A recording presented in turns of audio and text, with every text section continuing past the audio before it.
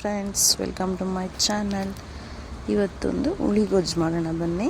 ಅದಕ್ಕೆ ಕಡಲೆ ಬೀಜ, ಕಡಲೆಬೇಳೆ, ಈರುಳ್ಳಿ, ಕರ್ಬೇವಿನ ಸೊಪ್ಪು, ಬೆಳ್ಳುಳ್ಳಿ ಜಜ್ಜಿಟ್ಕೊಂಡಿದ್ದೀನಿ, ಸಾಂಬಾರು ಪುಡಿ, ಹಾಗೆ ಸಾಸಿವೆ ಮತ್ತು ಜೀರಿಗೆ, ಹುಣಸೆಹಣ್ಣು, ಹುಳಿಗೆ ಹೇಗೆ ಮಾಡೋದಪ್ಪ ಅಂದರೆ, ಇವಾಗ ಒಂದು ಬಾಣಲಿಗೆ ಒಂದು 50 ಗ್ರಾಮಷ್ಟು ಎಣ್ಣೆ ಹಾಕ್ಕೊಳ್ಳೋಣ. ನಂತರ ಸಾಸಿವೆ ಹಾಗೂ ಜೀರಿಗೆನ ಹಾಕ್ಕೊಳ್ಳೋಣ. ಅದು ಚಿಟಪಟ ಅಂದ ತಕ್ಷಣ ಇವಾಗ ಕರಿಬೇವು ಹಾಗೆ ಜಜ್ಜಿಟ್ಕೊಂಡಿರೋ ಅಂಥ ಬೆಳ್ಳುಳ್ಳಿ ಹಾಕೋಣ. ಬೆಳ್ಳುಳ್ಳಿ ಸ್ವಲ್ಪ ಕಂದು ಬಣ್ಣ ಬಂದ ತಕ್ಷಣ ಇವಾಗ ಕಡಲೆ ಬೀಜ ಹಾಕಿ ನೀಟಾಗಿ ಫ್ರೈ ಮಾಡೋಣ. ತುಂಬ ಟೇಸ್ಟಿಯಾಗಿರುತ್ತೆ. ನೀವು ಒಂದು ಸತಿ ಟ್ರೈ ಮಾಡಿ ನೋಡಿ. ನಿಮಗೆ ಜಾಸ್ತಿ ಗೊಜ್ಜು ಬೇಕಂದರೆ ಸ್ವಲ್ಪ ಹುಣಸೆಹಣ್ಣನ್ನು ಜಾಸ್ತಿ ನೆನೆಸಿಕ್ಕಿಡಿ. ಹಾಗೆ ಇವಾಗ ಕಡಲೆಬೇಳೆ ಹಾಕೋಣ. ಕಡಲೆ ಬೀಜ ಫ್ರೈ ಆಯಿತು. ನಂತರ ಕಟ್ ಮಾಡಿ ಇಟ್ಕೊಂಡಿರೋವಂಥ ಈರುಳ್ಳಿ ಹಾಕೋಣ. ತುಂಬ ಜಾಸ್ತಿ ಸಣ್ಣ ಕಟ್ ಮಾಡಬಾರ್ದು ಈರುಳ್ಳಿ, ಸ್ವಲ್ಪ ದಪ್ಪನೇ ಇರಬೇಕು. ಗೊಜ್ಜು ನಿಮಗೆ ಜಾಸ್ತಿ ಬೇಕಂದರೆ ಜಾಸ್ತಿ ಈರುಳ್ಳಿ ಕಟ್ ಮಾಡ್ಕೊಳ್ಳಿ.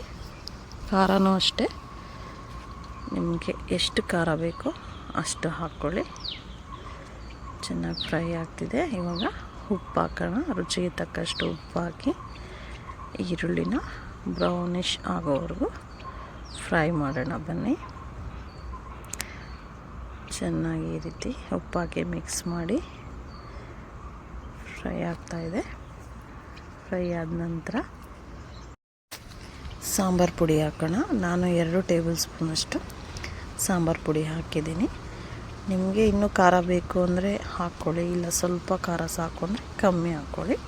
ಇದನ್ನ ಸಾಂಬಾರು ಪುಡಿ ಹಾಕಿ ಒಂದು 2 ಮಿನಿಟ್ಸ್ಟು ಫ್ರೈ ಮಾಡಿ, ನಂತರ ನೆನೆಸಿಟ್ಕೊಂಡಿರೋಂಥ ಹುಣಸೆಹಣ್ಣು ರಸ ಹಾಕೋಣ.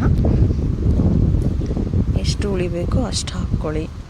ಜಾಸ್ತಿ ಬೇಕಂದರೆ ಜಾಸ್ತಿ ಹಾಕ್ಕೊಳ್ಳಿ, ಕಮ್ಮಿ ಬೇಕಂದರೆ ಕಮ್ಮಿ ಹಾಕ್ಕೋಬೋದು, ನಮ್ಮ ಇಷ್ಟ.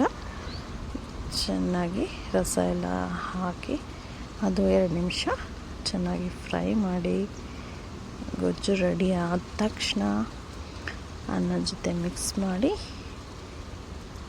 ತಿಂತಾಯಿದ್ರೆ ತುಂಬ ಚೆನ್ನಾಗಿರುತ್ತೆ. ನೀವು ಒಂದು ಸತಿ ಟ್ರೈ ಮಾಡಿ. ಕಮೆಂಟ್ ಸೆಕ್ಷನಲ್ಲಿ ಹೇಗಿರುತ್ತೆ ಅಂತ ಕಮೆಂಟ್ ಮಾಡಿ. ಗೊಜ್ಜು ರೆಡಿ ಆಯಿತು. ನನ್ನ ವಿಡಿಯೋ ವಾಚ್ ಮಾಡಿದ್ದಕ್ಕೆ ಥ್ಯಾಂಕ್ ಯು ಸೋ ಮಚ್.